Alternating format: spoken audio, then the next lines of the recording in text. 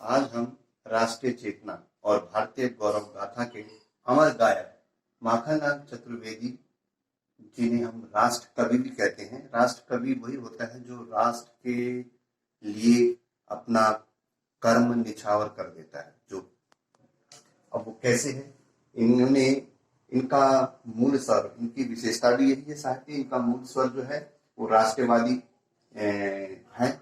राष्ट्रवादी होने का मतलब है जिसमें इन्होंने देश के प्रति त्याग, बलिदान, कर्तव्य भावना और समर्पण का भाव इनकी कविताओं में देखने को मिलता है।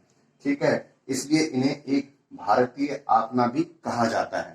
ठीक है, हो गया। अब इनकी भाषा, इन्होंने अपने काव्य की भाषा शुद्ध मानक खड़ी बोली लिखी है, यानी खड़ी बोली में लिखा है जो हिंदी है। दूसरा, और इन्होंने तत्सम शब्दों का भी प्रयोग किया है।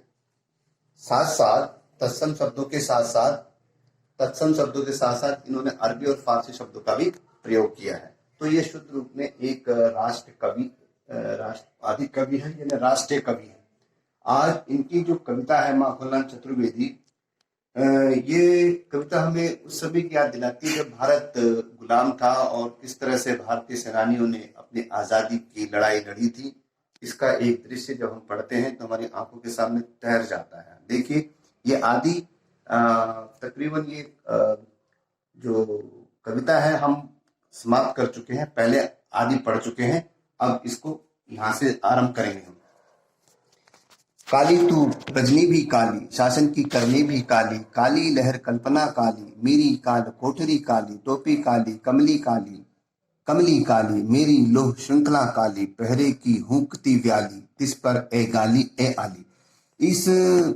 इस कविता खंड में कवि ने काली काली शब्दों का प्रयोग किया है। आप इसको गिन लेना कितने बार किया है, ये एग्जाम में पूछा जाता है। अर्थात काली काली शब्दों का एक अपना ही अपना महत्व है। यहाँ पर शब्दों का जो पुनः जो प्रयोग हुआ है, इस्तेमाल हुआ है, उसमें काली काली शब्द से उस समय की, यानी उस शासन के समय की भयता, भयानकता को दर्शाया गया है। और उसमें क्या कहा गया है? काली तू, क्या कह रहा है कवि कोयल से? तू भी काली है, रात भी काली है, और शासन की करनी भी काली है। शासन की करनी काली का मतलब शासन बुरा है, अत्याचार है, दमन चक्र चला रहा है, हमारे सेनानियों का मौत के घाट उतार रहा है, यातनाएं दे रहा है, इसलिए काली है। ठीक है ना। काली लहर कल्पना काली, यानी बाहर का माहौल भी बड़ा भयावह है, काली है, डरावना है, और इसकी कल्पना भी काली है। इसकी सोचने की जो मतलब जो लोगों का जो अनुमान है वो भी भयानक ही है, काली है। मेरी काल कोठली काली, अर्थात मेरी मतलब कवि कह रहा है कि जिस कोठरी में मुझे कैद किया गया है वो उसका रंग भी काला है, और हमें टोपी भी काली दे रखी है और कंबल भी काला दे रखा है। देखो, सारा काला काला, मतलब अंधेरी रात के अंदर सब काला काला। कल्पना करो एक उस समय की रात की भयावता का जो यहाँ पर जो चित्र खींचा है उसको आपको समझना है। काली टोपी कमली काली, मेरी लो श्रृंखला खारी, यानी जिस जेल में मुझे रखा गया उसकी सलाखें भी काली हैं, और इस पर जो पहरेदार हैं वो हुकार लगाते हैं, पहरे की हुकती ब्याली, जिस तरह से वो हुकार लगाते हैं। और तिस पर एक गाली, वो एक गाली की तरह हम पर चुभती है, एक बुरी गाली की तरह हमें चुभती है। तो यहाँ पर ये भी दिखा रखा है कि किस तरह से भारतीय सेनानियों के, भारतीय भक्तों के ऊपर अंग्रेजी सरकार का दमन चक्र चला। ठीक है, इसमें यहाँ पर यही दिखा रखा है कि वही पहरेदारों की हुकार भी काली सापिन जैसी है, उस पर ये लोग बात बात पर हमें गालियां भी देते हैं। इस काले संकट पर, इस काले संकट सागर पर मरने की मदमाती कोकिल बोलो तो अपने कोकिल, कवि कह रहा है कि इस काले संकट सागर में, अर्थात जब चार काले संकट का, यहाँ पर काले शब्द का इस्तेमाल किया। संकट माने समूचा राष्ट्र अंग्रेजों के दमन चक्र से लड़ रहा था, उसका मुकाबला कर रहा था, त्राही मची हुई थी, अंग्रेज देशभक्तों को यातनाएं दे रहे थे, ठीक है, उनको जेलों में बंद कर रहे थे।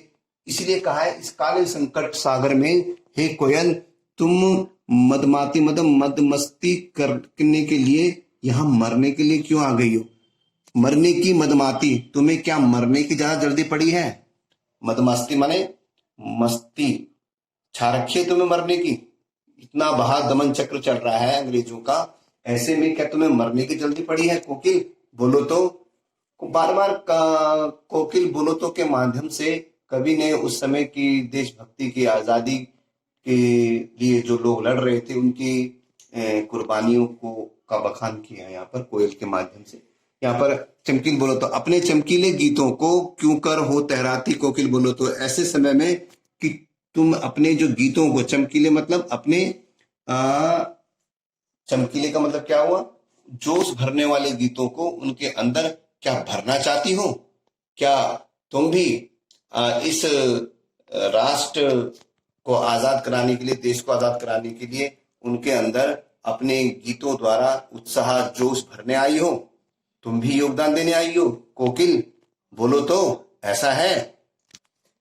तुझे मिली हरियाली डाली, यहाँ पर कोयल, यहाँ पर नीचे वाले इस काव्य खंड के अंदर अब तुलना कर रखा है कवि ने अपनी और कोयल की, कोकिल की तुलना की है कि तुझे मिली हरियाली डाली, मुझे नसीब कोटरी काली, तेरे नभ भर में संचार, मेरा 10 फुट का संसार, तेरे गीत कहावे वाह, रोना भी है मुझे गुनाह, देख विषमता तेरी मेरी, बजा रही तिस पर रणबीरी। अब ये तुलनात्मक अध्ययन है कवि और उसके, कवि के बीच का और कोयल के बीच का। कवि कह रहा है कि हे कोयल, तेरे मेरे में बहुत अंतर है, तू तो पूरे संसार में भ्रमण करती है, ठीक है ना, तुझे मिली हरियाली डाली और तेरा घर हरियाली जगह पर है, जहां तू रहती है वो तेरा निवास मन चाहा है, तेरा हरियाली है, अर्थात मन चाहा, जहां पक्षी रहते हैं वहां तू भी रहती है।